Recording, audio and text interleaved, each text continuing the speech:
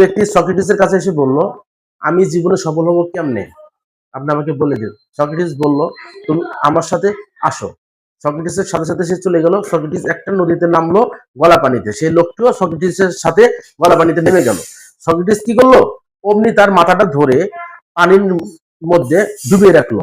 সেই লোকটি ছটফট করতেছে বাঁচার জন্য, বাট সক্রেটিস ছাড়ছে না। কিছুক্ষণ পর যখন লোকটির প্রাণ যায় যায় অবস্থা, সক্রেটিস আস্তে করে ছেড়ে দিল হাতটা। তখন সে উপরে উঠে গেল। উপরে উঠে প্রাণ ভরে নিঃশ্বাস নিল আর বলল, আমি তো মারাই যাচ্ছিলাম, আপনি এটা কি করলেন? তখন সক্রেটিস বলল, তুমি না জীবনে সফল হবা? হ্যাঁ, আমি সফল হতে চাই। বাট তখন সক্রেটিস বলল, তুমি যখন পানির নিচে ছিলে তখন তোমার লক্ষ্যটা কি ছিল?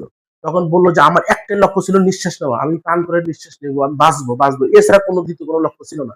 সক্রেটিস বলল, পৃথিবীর কারো কথা মনে পড়ছে? না, কারো কথাই মনে পড়ে নাই, আমার শুধু নিঃশ্বাসের কথা মনে পড়ছে। তখন সক্রেটিস তাকে বলল, তুমি তখনই সফল হবা যখন তোমার সব কিছু ভুলে তুমি যে লক্ষ্য নিয়ে কাজ করতেছো ওই লক্ষ্যকে ফোকাস রাখবা, তবেই তুমি হবা সফল।